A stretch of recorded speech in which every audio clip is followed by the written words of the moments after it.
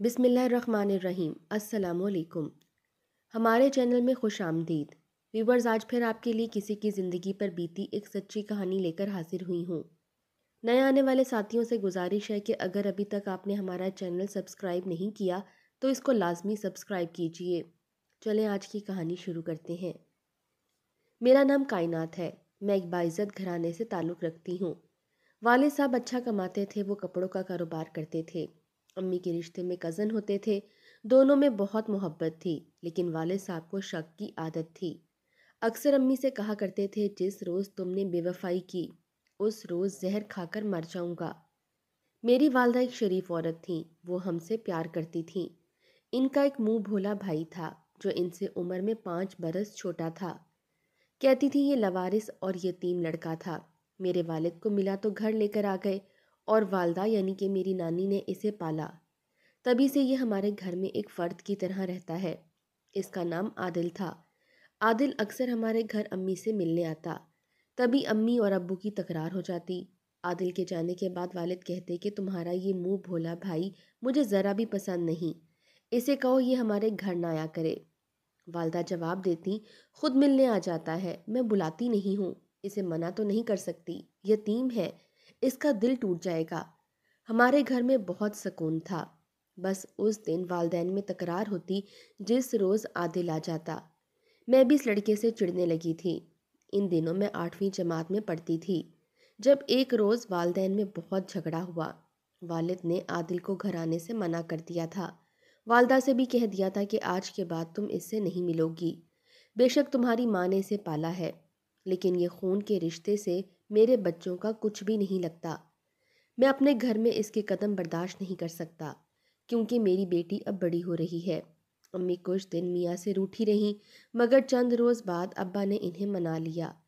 انہوں نے کہا کہ دیکھو شمسا، میں تمہاری ہر خواہش پوری کرتا ہوں، تو کیا میری ایک خواہش پوری نہیں کر سکتی؟ عادل سے تعلق ختم کر لے۔ میری ماں نے وعدہ کر لیا کہ ٹھیک ہے، تمہاری خوشی کی خاطر میں یہ قربانی دے دوں گی اور اپنے منہ بولے بھائی سے آئندہ نہیں ملوں گی۔ دراصل نانا نانی وفات پا چکے تھے، اسی وجہ سے عادل امی کے پاس آتا تھا۔ وہ بھی اس سے انس رکھتی تھیں۔ بہرحال ابا کی ہدایت پر اماں نے عادل کو گھر آنے سے منع کر دیا۔ اس واقعے کو کافی عرصہ گزر گیا، عادل پھر ہمارے گھر نہیں آیا۔ ایک روز امی کو بخار ہو گیا، وہ دوا لینے گئی تو راستے میں عادل مل گیا۔ دونوں گلی میں کھڑے ہو کر باتیں کرنے لگے۔ اتفاق سے اسی وقت ابا کا ادھر سے گزر ہوا۔ عادل کو ماں کے ساتھ باتیں کرتا دیکھ لیا۔ گھر آئے، والدہ سے کلام نہ کیا اور نہ ہی جھگڑا کیا، بس اتنا کہا کہ تم نے مجھ سے وعدہ کیا تھا کہ تم عادل سے تعلق نہیں رکھو گی، لیکن تم پھر بھی اس سے ملتی ہو، نہ جانے کب سے مجھے دھوکہ دے رہی ہو۔ اب میرے جینے کا کوئی فائدہ نہیں۔ وہ رات کو سوئے تو اللہ جانے کیا کھا لیا کہ صبح بستر سے نہ اٹھ سکے اور زندگی کی بازی ہار گئے۔ ہمارے گھر میں کہرام مچ گیا۔ ماں رو رو کر کہہ رہی تھی کہ اتفاق سے بھائی عادل مل گیا تھا، میں نے اسے نہیں بلایا تھا، جانتی کہ اگر یہ سب ہونے والا ہے تو دوا لینے گھر سے کبھی نہ نکلتی اور نہ ہی عادل سے گلی میں ملتی۔ میری ماں کی شادی کم سنی میں ہو گئی تھی، ابھی جوان تھیں اور شکل و صورت کی بھی بہت اچھی تھیں۔ چاہتی تو دوسری شادی کر سکتی تھی، مگر انہوں نے ہم بچوں کی خاطر دوسری شادی کا نہ سوچا۔ چاچا نے بھی کہا کہ اگر تم بچوں کی خاطر گھر بیٹھ جاؤ گی تو میں ان کا خرچہ دے دوں گا، تمہارے بچوں کو کسی شے کی کوئی کمی نہ ہونے دوں گا۔ چاچا نے قول نبھایا، وہ برابر خرچہ دیتے رہے اور ہمیں کوئی تکلیف نہ ہونے دی۔ والد کی وفات کے 1 سال بعد عادل کا دوبارہ ہمارے گھر آنا جانا شروع ہو گیا۔ اگرچہ وہ امی کو باجی کہتا تھا، پھر بھی میں اسے ماموں نہیں کہتی تھی، کیونکہ مجھے اس سے نفرت تھی۔ اس آدمی کی وجہ سے میرا باپ مرا تھا۔ میں نہیں چاہتی تھی کہ اب وہ ہمارے گھر آئے۔ چچا میری شادی اپنے بیٹے سے کرنا چاہتے تھے، لیکن ماں نہیں چاہتی تھی، کہتی تھیں بے شک چھوٹی لڑکی لے لو، کائنات کی شادی میں اپنی مرضی سے کروں گی۔ اس بات پر چاچا ناراض ہو گئے اور ہمیں خرچہ دینا بھی بند کر دیا۔ عادل اچھا کما رہا تھا، وہ والدہ کی مالی معاونت کرنے لگا۔ ایک روز ماں نے کہا کہ میں تیری شادی عادل سے کرنا چاہتی ہوں، مجھے اس پر بھروسہ ہے، اس سے اچھا رشتہ اور کوئی نہیں ملے گا، کیونکہ تیرے چاچا نے ہماری سرپرستی سے ہاتھ اٹھا لیا ہے، اب ہمیں اور کون سہارا دے گا۔ میں نے جواب دیا، ماں مجھے اس آدمی سے نفرت ہے کیونکہ اس کی وجہ سے ابا کی جان چلی گئی۔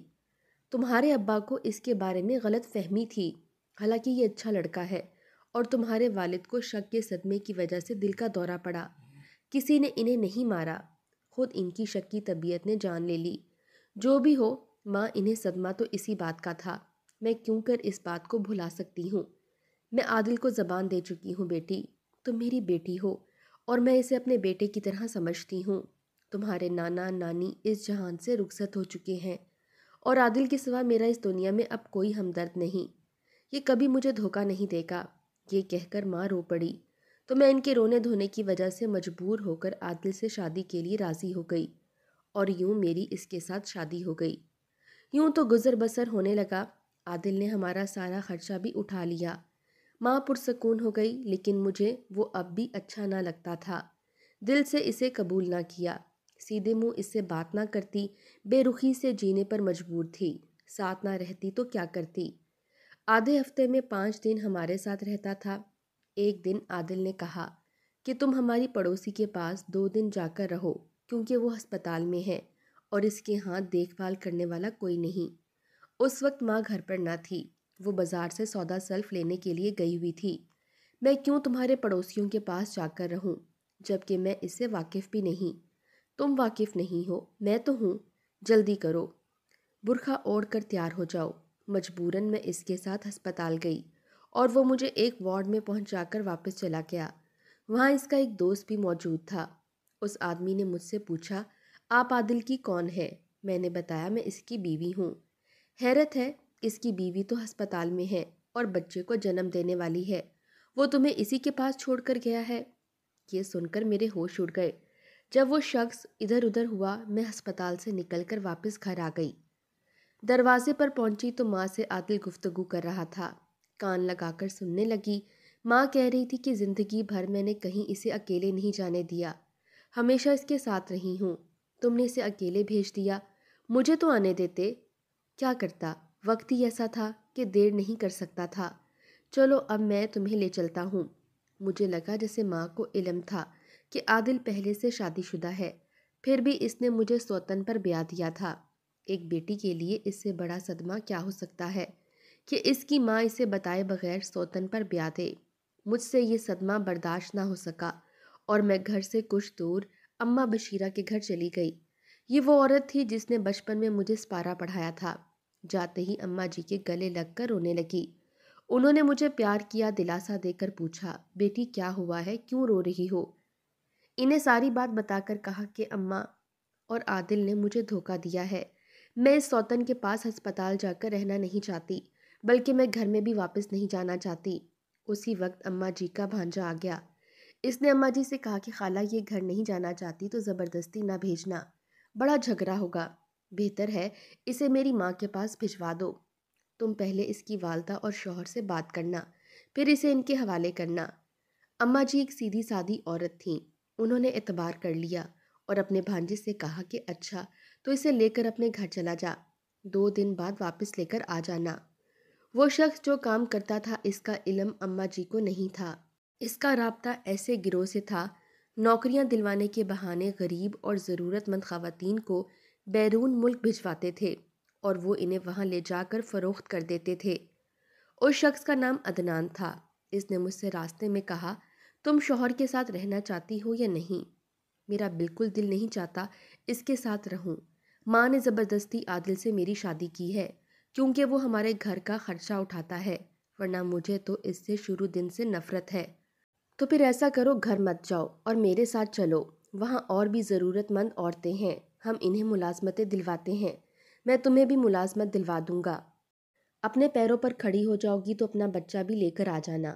جب کوئی عورت خوشحال ہو جاتی ہے وہ کسی کی محتاج نہیں رہتی۔ میں اس کی باتوں میں آ گئی اور اس کے پیچھے پیچھے چل پڑی۔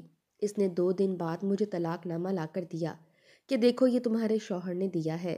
اس کے بعد اس نے میرا پاسپورٹ بنوایا اور نکاح نامہ بھی تیار کروا لیا، کہا کہ میری بیوی بن کر ہی دوسرے ملک تم جا سکتی ہو ورنہ نہیں۔ میرا دل ٹوٹا ہوا تھا، میں راضی ہو گئی۔ یوں میں اس کے ساتھ ایک ایسی جگہ آ گئی جہاں میری جیسی اور بھی عورتیں موجود تھیں۔ سبھی کو انہوں نے ملازمت کا جھانسا دیا ہوا تھا۔ عدنان نے مجھے ایک دوست کے گھر ٹھہرایا اور خود غائب ہو گیا۔ چند دن بعد آیا تو میں نے شکایت کی، بولا کہ میں نے اپنا دوست سمجھ کر اس پر اعتبار کیا تھا، اب میں اس سے نپٹ لوں گا۔ وہ مجھے دیار غیر لے آیا۔ میں بردہ فروشوں کے ہاتھ سمگل ہو چکی تھی۔ اب کیا ہو سکتا تھا؟ میں بے سہارا تھی۔ اس ظلم کو برداشت بھی کرنا تھا۔ عدنان کا ایک دوست ظہیر تھا، اس کا گھر دیہات میں تھا۔ وہ دل کا اچھا آدمی تھا۔ جب اس نے مجھے روتا دیکھا تو عدنان سے کہا، تم اس پر ظلم بند کرو اور اسے غلط روش پر جانے پر مجبور نہ کرو۔ اگر اسے بیچنا ہی ہے تو میرے ہاتھ بیچ دو۔ عدنان نے جو رقم بتائی اس نے ادا کر دی اور مجھے اپنے ساتھ دیہات لے آیا، جہاں اس کی بیوی اور 5 بیٹیاں تھیں۔ ظہیر نے کہا، دیکھو یہ دنیا بری جگہ ہے اور ایک بے سہارا عورت کے لیے کسی جہنم سے کم نہیں۔ اگر عزت کی زندگی چاہتی تو مجھ سے نکاح کر لو، سوتن اور میرے بچوں کو بھی قبول کر لو، ہو سکتا ہے تم سے میری اولاد نرینہ ہو جائے۔ میں نے جواب دیا، تم نے بھی میرے ساتھ دھوکہ کیا ہے۔ جو دھوکہ عادل اور میری ماں نے میرے ساتھ کیا وہی تم نے کیا۔ سوتن مجھے برداشت نہیں تھی اور تمہاری عمر عادل سے بھی زیادہ ہے۔ ظہیر بولا، دیکھو کائنات، چاہو تو تمہیں دوبارہ عدنان کے حوالے کر سکتا ہوں، لیکن وہاں جس روش پر وہ تمہیں چلائے گا تو کیا اس زندگی سے عزت کی زندگی بھلی نہیں؟ میری بیوی نیک دل ہے، اسے میں نے سب کچھ بتا دیا ہے، وہ تمہیں قبول کر رہی ہے، تو تم کیوں اسے قبول نہیں کر سکتی؟ میں نے بہت سوچا، کچھ سمجھ میں نہ آتا تھا، مگر چاہتی تھی کہ ظہیر مجھے عمر بھر یوں ہی گھر میں پناہ دے دے تو میں رہ لوں گی اور اس کی بیوی کے کام کاج میں ہاتھ بٹا دیا کروں گی، اس کے گھر میں نوکرانی بن کر رہوں گی۔ لیکن وہ یہ بات قبول کرنے پر بالکل بھی رضامند نہ تھا۔ 8 ماہ میں ظہیر کے گھر رہی اور سوچتی رہی، لیکن مجھے کوئی راہ نہ سوجی۔ بالآخر یہ عمر رسیدہ شخص مجھے اچھا لگنے لگا، کیونکہ وہ واقعی ایک اچھا انسان تھا۔ میں اس کی ماں کے ہمراہ علیحدہ کمرے میں رہتی تھی۔ وہ بھی سمجھاتی تھی کہ دیکھو میرے بیٹے کی 5 بیٹیاں ہیں اور کوئی بیٹا نہیں، اس کی عورت مزید اولاد پیدا کرنے کے قابل نہیں، اس کی عمر ڈھل چکی ہے، اپنے شوہر سے 7 سال عمر میں وہ بڑی ہے اور اس کا آپریشن بھی ہو چکا ہے۔ مجھے اب ظہیر کی دوسری شادی کرنی ہے، اگر تم مان جاؤ تو تمہیں سہارا مل جائے گا اور ہمیں بہو مل جائے گی، ہم سب تمہارا بہت خیال رکھیں گے۔ اس کی ماں کے روز روز سمجھانے پر بالآخر میرے دل پر اثر ہوا۔ پھر میں نے ان لوگوں کی سادہ دلی اور اچھائیوں کو قریب سے دیکھ لیا تو اس گھر کو قبول کر لیا، اور کوئی چارہ بھی میرے پاس نہ تھا اور میری شادی ظہیر سے ہو گئی۔ اس نے باقاعدہ شادی کی تقریب منعقد کی، ولیمہ ہوا اور ظہیر نے اپنی برادری میں مجھے اچھے طریقے سے متعارف کروایا۔ جب میں ظہیر کے 4 بیٹوں کی ماں بن گئی تو اس کے گھر کے ہر فرد سے مجھے محبت ہو گئی، کیونکہ ان لوگوں نے بھی مجھے بے لوث محبت دی تھی۔ سچ ہے، محبت میں ایسی طاقت ہے جو ہر شے کو بدل دیتی ہے۔ سوتن کے بچے مجھ سے پیار کرتے ہیں، میری عزت کرتے ہیں، تو مجھے بھی ان سے پیار ہو گیا۔ وہ میری ہر بات مانتے ہیں، میرے کام دوڑ دوڑ کر کرتے ہیں۔ میں بیمار ہوتی ہوں تو ظہیر کی بیٹیوں نے خوب میری دیکھ بھال کی۔ جب میرے بچے کچھ بڑے ہو گئے اور ظہیر بیمار پڑ گیا تب بھی بیٹیاں ان کا خیال رکھتیں اور مجھے بالکل بھی کام نہ کرنے دیتیں۔ وقت گزرتا رہا اور میں اسی گھر کی ہو کر رہ گئی۔ اب بچے جوان ہو گئے، سوچتی ہوں اگر ظہیر نہ ملتے تو جانے میرا کیا حشر ہوتا۔ آج کم از کم میں محفوظ تو ہوں، 4 بیٹوں کی ماں ہونے میں بھی جینے کی ڈھارس سی ہے۔ خوش ہوں کہ اپنے گھر میں سکون سے ہوں۔ کبھی بیٹے کی یاد آتی ہے تو دل میرا دکھی ہو جاتا ہے۔ اللہ کرے وہ جہاں ہو خوش ہو اور مجھے بھول کر بھی یاد نہ کرے، ورنہ جیسے اس کی یاد مجھے اداس کر دیتی ہے میری یاد بھی اسے اداس کر دے گی۔ اسی طرح شب و روز گزرتے گئے اور ایک دن وہ ہو گیا جو میں نے سوچا نہ تھا۔ عادل اور میرا بیٹا یعنی کہ شمس مجھے ڈھونڈتا ڈھونڈتا اس علاقے تک آ گیا۔ اماں بشیرہ نے اسے سب کچھ سچ سچ بتا دیا تھا۔ انہی کی تواسط سے وہ عدنان سے ملا۔ عدنان ان دنوں کینسر کے موذی مرض میں مبتلا تھا۔ یہ سچ بات ہے، جو شخص کسی کے لیے برا کرتا ہے اللہ تعالیٰ اسے اس دنیا میں ہی سزا دیتا ہے۔ عدنان اپنی زندگی کے آخری وقت کو بہت مشکل سے کاٹ رہا تھا، لیکن رب کی کرنی تھی کہ میرا بیٹا مجھ سے ملنا ہی تھا، لہٰذا عدنان نے مرنے سے پہلے سب کچھ سچ شمس کو بتا دیا۔ یوں شمس مجھے ڈھونڈتا ڈھونڈتا یہاں تک آ گیا۔ اپنے بیٹے کو اپنے سامنے دیکھ کر میں حیران رہ گئی، خوشی سے میرے آنسو نکل پڑے۔ کتنی دیر اسے گلے سے لگا کر میں روتی رہی۔ اللہ نے مجھے کھویا ہوا بیٹا واپس ملا دیا تھا۔ میں بھی رب تعالیٰ کا جتنا شکر ادا کرتی وہ کم تھا، لیکن اس سے ملنے کے بعد مجھے ایسی حقیقت پتہ چلی جس کو جان کر میں ہمیشہ کہتی ہوں کاش شمس مجھ سے نہ ملا ہوتا اور یہ بھیانک حقیقت مجھے نہ معلوم ہوتی۔ شمس نے مجھے بتایا کہ جب آپ چلی گئی تھی تو ابا کی جو پہلی بیوی تھی اس کا انتقال ہو گیا۔ ایک بچہ جن کر وہ بھی انتقال کر گئی۔ بچہ بھی کچھ دن تک زندہ رہا، پھر وہ وفات پا گیا۔ ابا نے اور نانی نے آپ کو بہت ڈھونڈا لیکن آپ کا کوئی سراغ نہ ملا۔ میں نے اسے کہا کہ تمہارے باپ نے مجھے طلاق بھجوا دی تھی۔ تب اس نے کہا کہ عدنان نے سب کچھ جھوٹ میں کروایا تھا، آپ کو کوئی طلاق نہ دی، اس سب کا آثار جعلی تھے۔ یہ سن کر میرے پیروں تلے سے جیسے زمین نکل گئی، لیکن اب ایک اور سچ سننا باقی رہ گیا تھا، اور وہ سچ سب سے زیادہ بھیانک تھا۔ مجھے شمس نے بتایا کہ ابا اور نانی نے یہ سمجھ لیا کہ آپ مر چکی ہیں، کیونکہ ان کے بقول اگر آپ زندہ ہوتی تو ان سے رابطہ ضرور کرتیں، لہٰذا عادل نے میری ماں سے شادی کر لی۔ ایک کاش یہ حقیقت میں کبھی نہ جان پاتی۔ مجھے ایسا لگا جیسے ساتوں آسمان میرے اوپر گر گئے ہوں۔ ایک ساس نے اپنے داماد سے ہی نکاح کر لیا تھا، یہ کیسے ممکن تھا؟ اس کا مطلب یہ ہوا کہ میرا باپ سچ میں شک کرتا تھا، میری ماں کا سچ میں اپنے منہ بھولے بھائی سے غلط روش تھی، اور مجھے تو یہ بھی شک لگتا ہے کہ شاید اماں نے ہی ابا کو زہر دے کر انہیں اس دنیا سے رخصت کروا دیا ہو، کیونکہ ابا امی کو عادل سے نہیں ملنے دیتے تھے۔ آپ کو کیا لگتا ہے، کیا اماں نے ہی ابا کو زہر دیا تھا یا ابا طبی موت مرے تھے؟ کمنٹ سیکشن میں اپنی رائے کا اظہار لازمی کیجیے گا۔